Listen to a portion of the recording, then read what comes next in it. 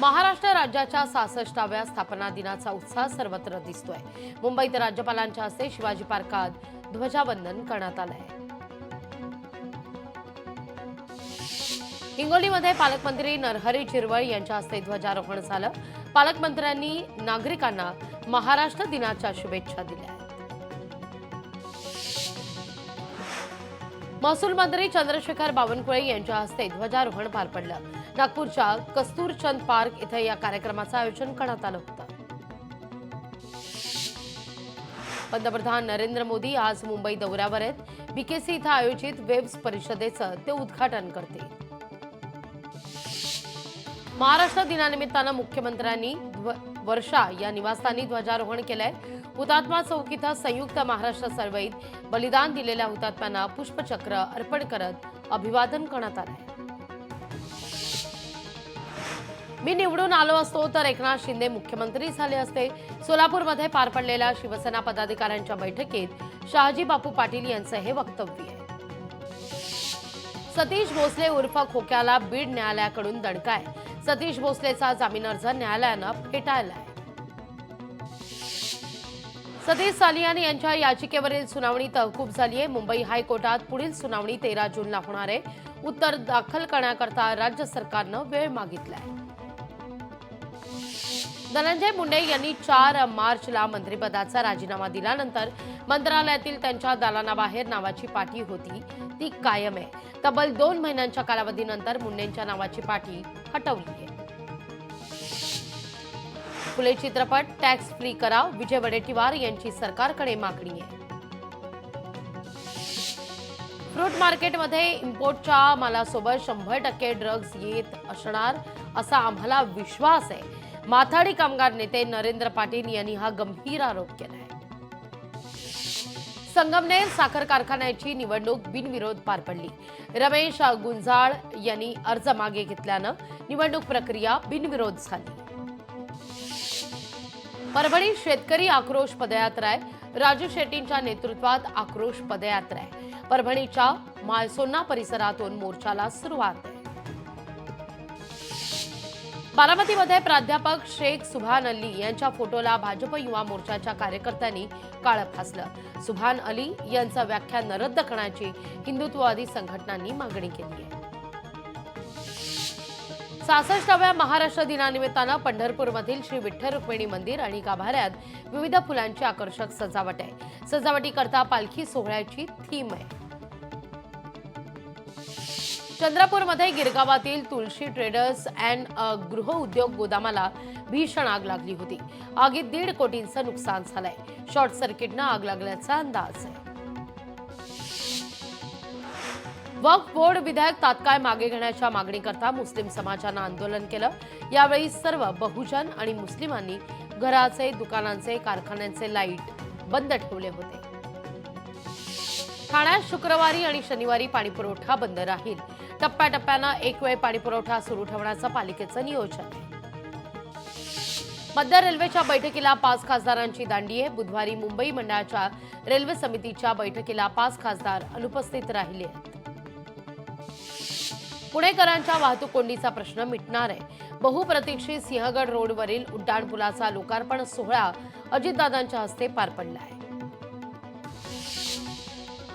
पालिका दवाखान्यामध्ये केस पेपर आता इतिहास जमा झालेले आहेत। कॉम्प्युटरवर आता रुग्णांची नोंद होईल। जातनिहाय जनगणनेच्या घोषणेनंतर नाशिकमध्ये जल्लोष पाहायला मिळतोय। भुजबळ समर्थक आणि समता परिषदेकडून जल्लोष झालाय। भिवंडीतही वक्फ सुधारणा विधेयकाच्या निषेधार्थ बत्तीगुल आंदोलन झालं। आंदोलनात अनेक जण सहभागी झाले होते। धाराशिवमध्ये वक्फ बोर्ड सुधारणा कायदा विरोधात मुस्लिम बांधवांचं बत्तीगुल आंदोलन झालंय।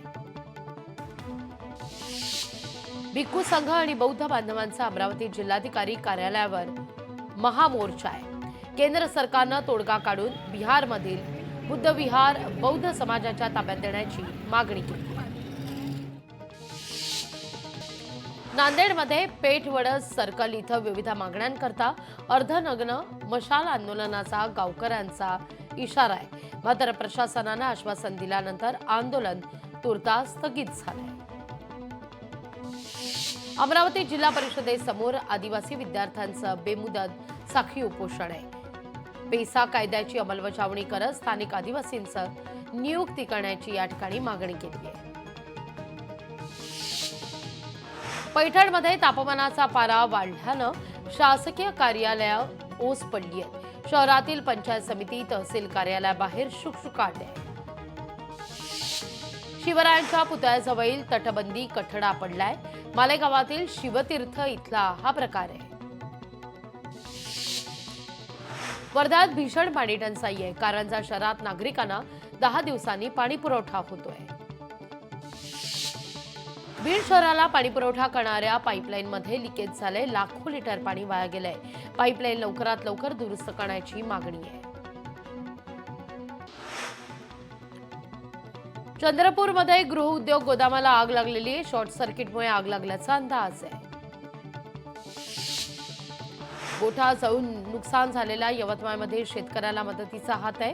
इमर्जन्सी हेल्पलाईन समूहाची निर्मिती करून शेतकऱ्याला मदत सुपूर्द करण्यात आली आहे.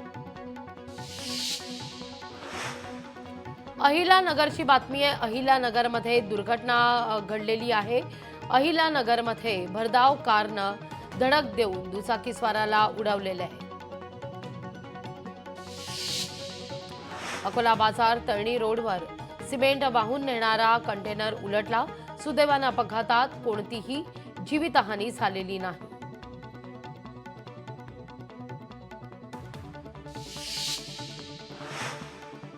नवापूर तालुक्यामध्ये शेही शिवारामध्ये टँकरचा अपघात झालाय. दुर्घटनेत एक जण गंभीर जखमी आहे. पोलीस ठाण्यातून पळालेला क्रिश शिंदेला कसारा घाटातून पोलिसांनी ताब्यात घेतलंय. भद्रकाली पोलीस ठाण्यातून क्रिश शिंदे सिनेस्टाईल पद्धतीनं पसार झाला होता.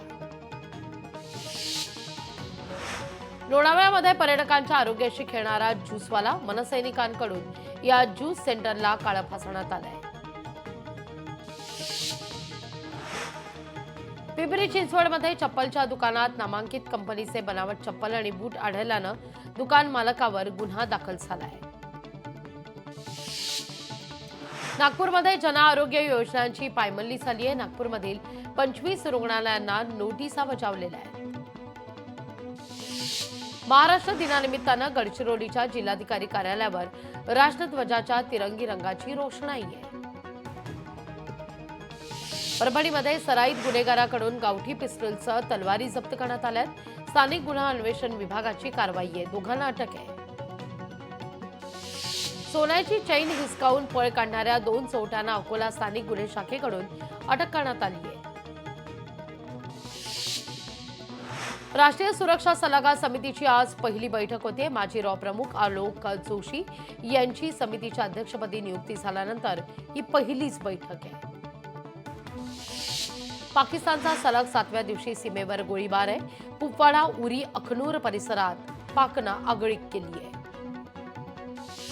पहलगाम हल्ल्यासंदर्भात अमेरिकेच्या परराष्ट्र मंत्र्यांची पाकिस्तानच्या पंतप्रधानांशी चर्चा झाली.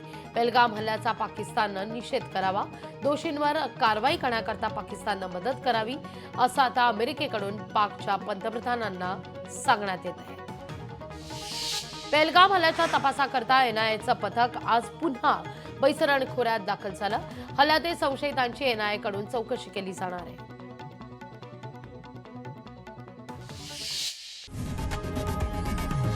लोकशाही मराठी ऐका, पहा, जागरूक रहा.